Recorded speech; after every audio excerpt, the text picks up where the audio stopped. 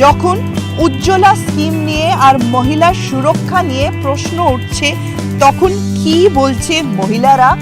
আমরা আগ্রা রুরাল বেল্টে আছি, এখানে কথা বলবো মহিলাদের সাথে।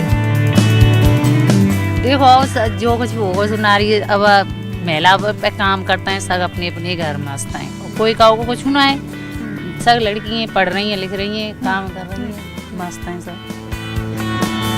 এই সেই প্রদেশ যেখানে এটা বলা হয় যে পুরুষ যাকে বলে তাকেই মহিলা ভোট দেয়, সেটা সত্যি কিনা একটু জেনে নি। जो हमारे आदमी कह देते हैं वही पे डरते हैं। मतलब इसके पहले कमल को वोट दिया था? नहीं, हमने नहीं दिया। अभी किसका बढ़िया चुनाव चल रहा है, आया था कोई गांव में? आए हुए तो निगम में आए, और वही मुख्य काव की ना वही के जा की देंगे, और जे बता रहे रवि लल्लू तो वही करेगा। कौन है ये रवि? जी हमारे जेठ होते हैं। अच्छा, तो आपके जेठ जिनको बताएंगे आप उनको वोट दे देंगे। हाँ। और आप भी घर के जो पुरुष जिनको बताएंगे उन्हीं को वोट देंगी क्या? भी नहीं कूदेंगे इस जगह, जो घर के मुखिया है वे जाएंगे तो भी नहीं का जाएंगे वोट। सकते बड़े भी हैं, फिरदानी पे ठाड़े हो चुके हैं, तो भी नहीं कूदेंगे वोट, भी नहीं देंगे। ये इतने सारे जो उपले बना रही हैं तो क्या इन्हीं को जला करके खाना बनता है? नहीं बनता। रोटी बनती है, सब्जी बनती है, इनसे ही बनती है जो कुछ बनाते हैं।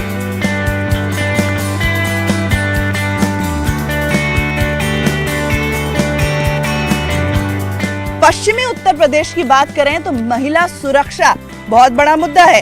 क्या हाल है हम जानते हैं। आगरा के आगरा रूरल की बात करें, आगरा रूरल बेल्ट में इस समय मैं हूँ और महिलाओं से जानते हैं। ये बताइए कि आप घर के जो पुरुष हैं उनके कहने पर वोट देती हैं या खुद वोट देती हैं? अब सब लोग जाएंगे, घर के बड़े बड़े जाएंगे तो वही हिसाब से वोट दे जाएंगे। जो लोग सगा जाएंगे तो फिर एक महिला का अलग रूल बना सकते हैं, वही हिसाब से जाएंगे वोट दे। और महिला सुरक्षा की बात करें तो इस पर बहुत चर्चा हो रही है। कुछ लोग कह रहे हैं कि बहुत अच्छा हो गया है, बहू बेटियां बड़ी सुरक्षित हो गई हैं। कुछ लोग कहते हैं कि नहीं, अभी भी बहुत कुछ होना बाकी है। अब देखो जो महिला के ऊपर है, महिला सगा तरह के होते हैं, बढ़िया होते हैं, घटिया होते हैं, जैसे समाज वैसी हैं। तो काकी आप घर पे पुरुष जो कहता है उन्हीं को वोट देती हैं? उन्हीं को देते हैं। तो जो हमारे जो बच्चे आदमी हैं वे कह देंगे वही को देते हैं, और वही हमने पही ना चलाई, जैसे आपसे बड़े बिना को देने। और बाकी जो गांव में महिलाएं हैं घर में सब ऐसे ही वोट देती हैं? अब अपनी तो हम कह सकते हैं, जे 5 और 6 घर न की और न की हम कह ना सकते। आप किसके कहने पर वोट देती हैं? कौन बताता है किसको वोट देना है? जे रवि के पापा हैं उनके कहने से देते हैं। रवि के पापा क्या लगे आपके? हमारे जेठ लगते हैं।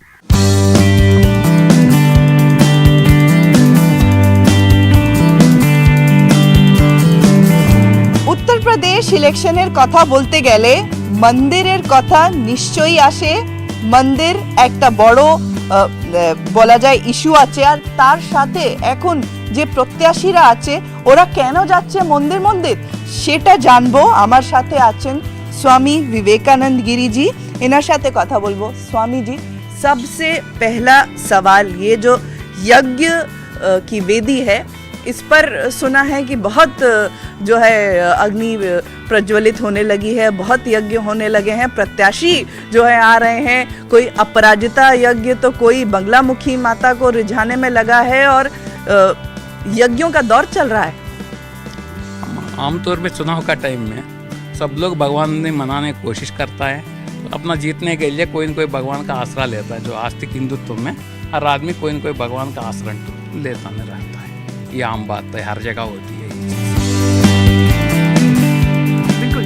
तो अभी की बात करें तो ये नाम भले आप न लेना चाहें या लेना चाहें तो भी बहुत अच्छा, सांसद, विधायक किसकी तरफ से यज्ञ में आहुति पड़ रही है? नहीं, मैं ऐसा डिस्क्लोज नहीं कर सकता है किसी का नाम भी पर्टिकुलर का। ये काम बात में कोई भी हो, भगवान के ऊपर आस्था होता है। चुनाव में जीतने के लिए भगवान का आस्था लेने में कोई गलत भी नहीं है। हर लोग लेने की कोशिश करता है। जीतना एक है, भगवान का आस्था सब लोग का ऊपर रहती, सब लोग अपना अपना कोशिश करता में रहता है। जी, मुझे सबसे पहले तो जरा घूमकर ये मंदिर परिसर यहाँ तक ही सही थोड़ा दिखाइए, और साथ ही मुझे यज्ञ जो हो रहे हैं उनके बारे में भी बताते चलिए कि कितने दिन का कौन सा यज्ञ होता है। माँ यज्ञ आमतौर में नवरात्रि में 9 दिन के रखने की कोशिश करता है। अष्टमी रात को हवन होना, अष्टमी रात को अंटे नवमी का सवेरे पूर्णाहुति हो जाती है। इसके बाद कन्या भोजन करके आमतौर में हवन, इसके बाद बंद हो जाती है हवन का प्रक्रिया जो।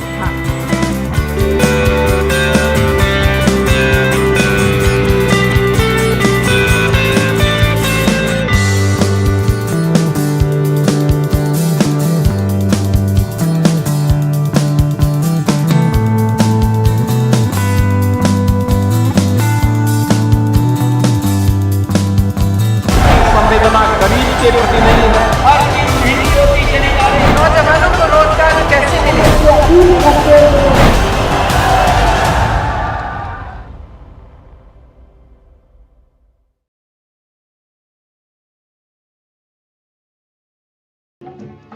मौजों की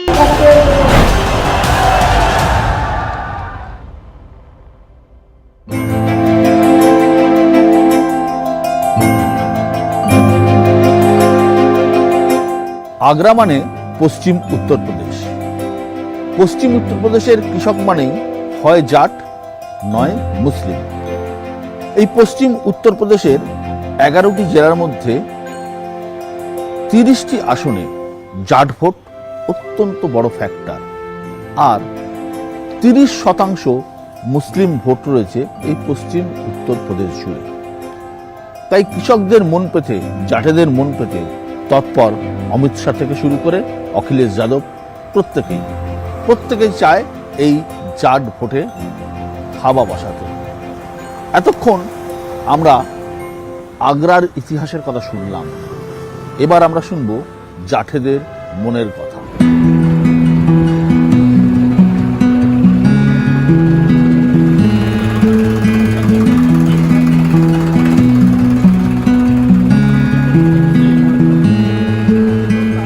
वोट देने से हो क्या रहा है? ये आजकल क्या है, जो मिडिल क्लास के लोग हैं इनका कोई भला नहीं कर सकते, चाहे सपा हो या भाजपा हो, कोई भला नहीं करे। कोई इनको कुछ देने नहीं आएगा, क्योंकि हम लोगों को तो सिर्फ मेहनत करना है, तभी बच्चे पलेंगे। बीजेपी को वोट नहीं देंगे हम।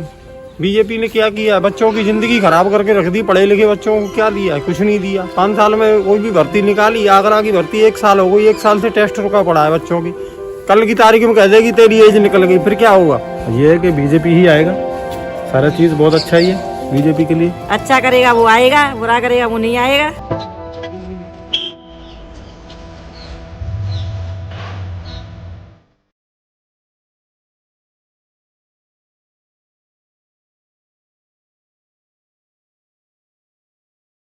लोकल जीतेगा क्यों? सब लोग बोल रहा है जाट वोट एक तरफ नहीं है, जाट वोट बीजेपी की तरफ चला जा रहा है। कोई नहीं जा रहा है, ऐसा है कोई कार्यकर्ता है, एक आध गांव में हमारे में एक कम कार्यकर्ता है, 2 कार्यकर्ता है, 2 आदमी, वही इनकी वोट है बस। और इतना तगड़ा कैंडिडेट बीजेपी ने खड़ा किया जो राज्यपाल था। राजस्थान में कह रहे बैठे दिल्ली में जाके इतना बड़ा कृषक आंदोलन हुआ है, किसान लोग इतने, तो आपके उनके सपोर्ट में थे? नहीं, वैसे यहाँ से लोग गए थे वहाँ पे। इस गांव से लोग गए थे सर।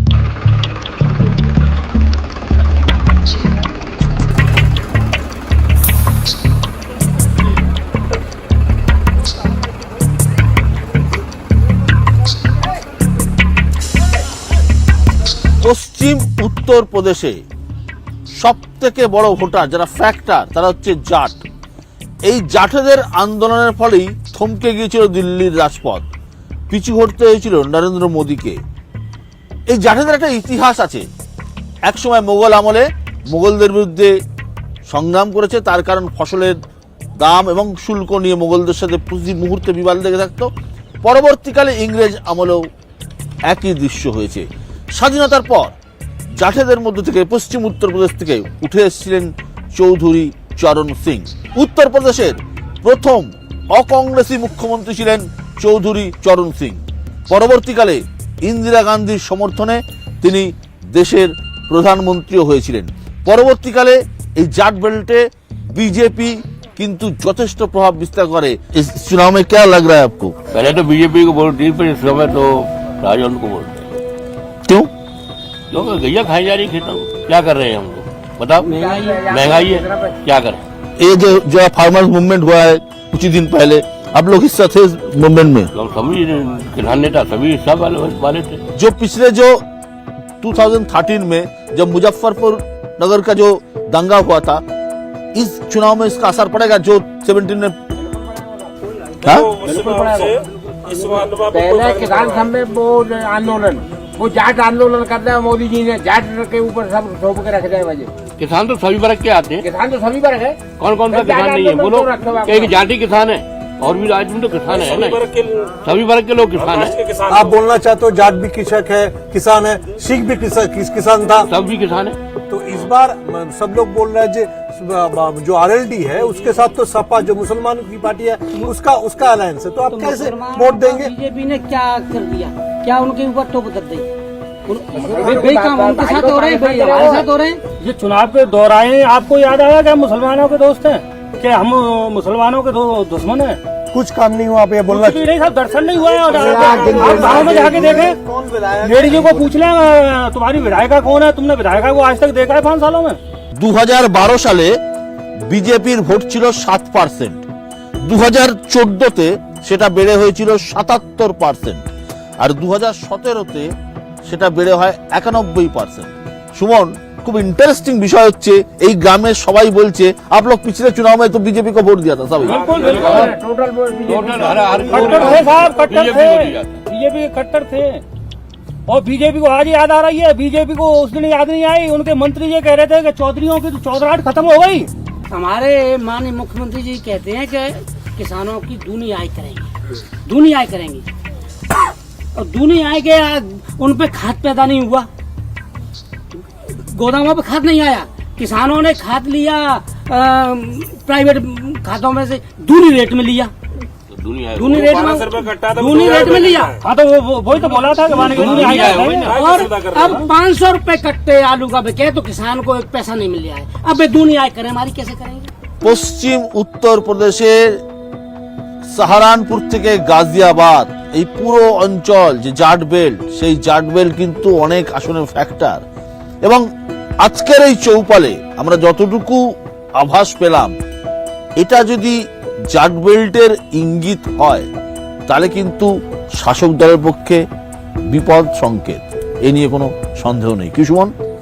হ্যাঁ, মানে ওনাদের যে ক্ষোভ এবং সবচেয়ে যেটা তুই বললি যেটা আশ্চর্যজনক সেটা হচ্ছে ওনারা সবাই একসময় বিজেপিকে ভোট দিয়েছিল, অর্থাৎ এটা কিন্তু বিজেপির আসন, বিজেপির গড়। সেই ভাজপার গড়ে যদি ভাজপা এই বিক্ষোভ বা ক্ষোভের আঁচ ভাজপাকে ফেস করতে হয় বিজেপিকে, তাহলে অমিত শাহ যোগী আদিত্যনাথের জন্য মানে অনেক চিন্তা আছে। কৃষকদের সমস্যা নিয়ে কথা বলতে আমরা পশ্চিম উত্তরপ্রদেশের গ্রাম থেকে গ্রামে ঘুরেছি। এবার আমরা কথা বলবো জাটদের বড় নেতা, এই মুহূর্তে জাটদের যিনি উত্তরাধিকার বহন করে চলেছেন, চৌধুরী চরণ সিং এর নাতি অজিত সিং এর ছেলে জয়ন্ত চৌধুরীর সঙ্গে আরএলডি নেতা, যিনি সমাজবাদী পার্টির সঙ্গে জোট করে এবারের ভোটে নির্বাচনে লড়াই করছেন। क्या इस बार आपका साथ अखिलेश जी का जोट है, ये जोट आपका?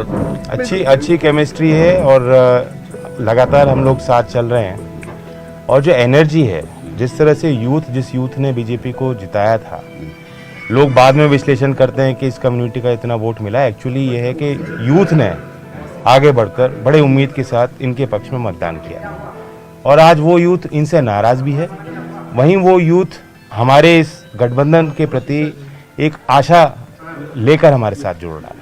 तो एक पॉजिटिव वोट भी है और उनके खिलाफ एक नाराजगी भी है। जयंत जी, आप ये यूथ को रिप्रेजेंट करते हैं और आपकी एक लंबी फैमिली लीगेसी है जिसको सारे लोग डरते भी हैं, और दूसरे लोग भी, चरण सिंह, अमित शाह जी भी चरण सिंह जी के बारे में बोल रहे हैं, राजनाथ सिंह जी भी चरण सिंह जी के बारे में बोल रहे हैं, और आपके साथ जो अखिलेश जी का जो केमिस्ट्री है वो तोड़ने के लिए हर तरह की कोशिश हो रहा है।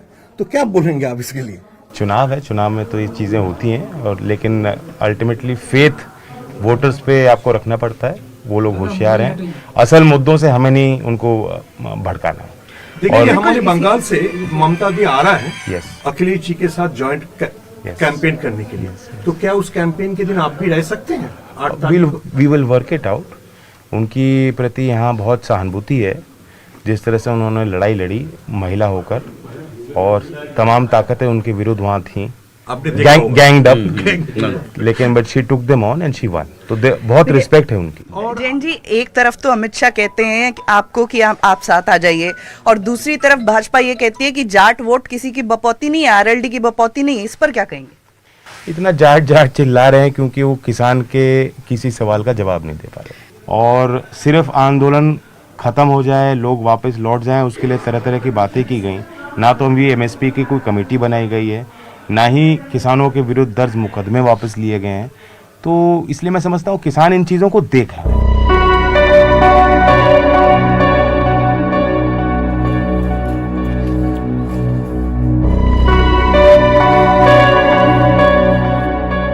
आपको लग रहा है जो 2017 जब जो रिजल्ट हुआ तो उससे अच्छा रिजल्ट होगा? मैं समझता हूँ कि पिछला रिकॉर्ड निश्चित रूप में टूटेगा, बीजेपी का अपना, और सपा, बसपा, कांग्रेस और एमआईएम, क्योंकि एमआईएम भी बहुत महत्वपूर्ण रोल अदा कर रही है उत्तर प्रदेश में। बिहार में जैसे किए हैं। देखिए, यहाँ पर सांप्रदायिकता का कोई अब आधार नहीं है।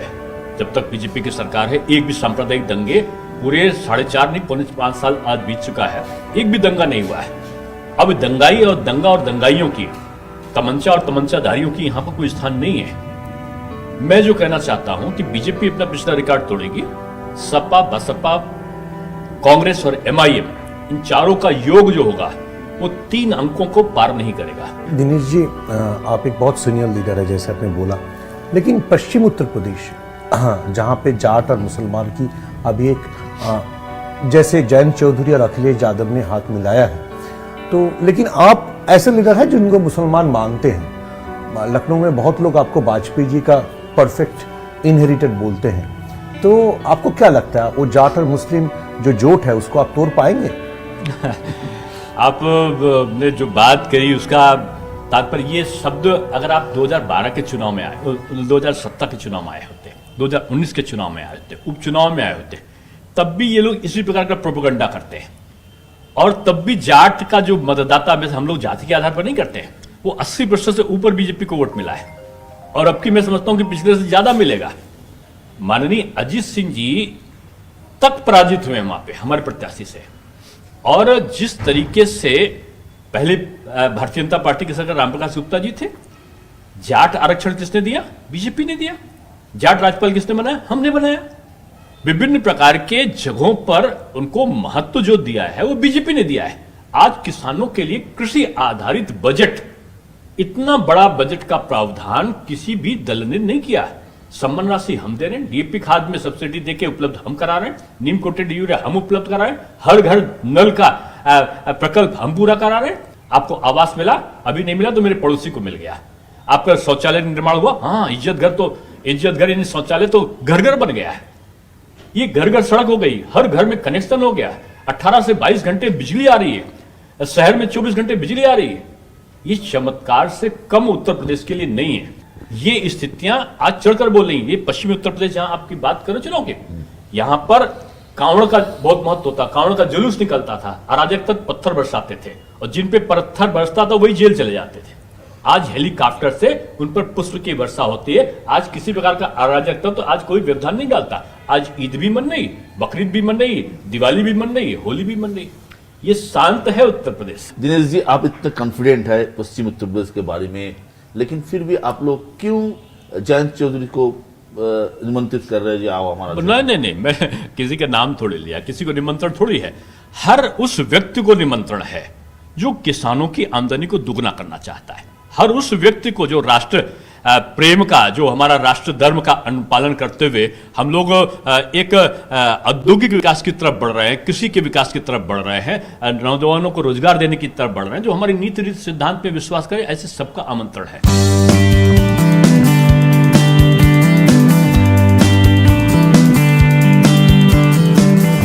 हजारों ख्वाहिशें ऐसे कि हर ख्वाहिश पे कम निकले, बहुत निकले मेरे अरमां, लेकिन फिर भी कम निकले। মানুষের আশা খোয়াইশ অনেক। 403টে সিটের উত্তরপ্রদেশে কার আশা পূর্ণ হবে, কার ইচ্ছে পূর্ণ হবে, কার খোয়াইশ পূর্ণ হবে, আর কারই বা অপূর্ণ থেকে যাবে, তার জন্য আমাদের অপেক্ষা করতে হবে 10ই মার্চ পর্যন্ত। কিন্তু তাজমহলের সামনে দাঁড়িয়ে মির্জা গালিবের জন্মস্থানে একটাই কথা বলতে ইচ্ছে হচ্ছে যে লড়াই এবার লক্ষ্ণৌয়ের তখ্তকে ঘিরে হচ্ছে, তা কিন্তু অত্যন্ত কঠিন লড়াই, বিজেপির পক্ষেও সপার পক্ষেও। খোয়াইশ ভগবান বা আল্লাহ কার ইচ্ছে পূরণ করবেন তাই হবে।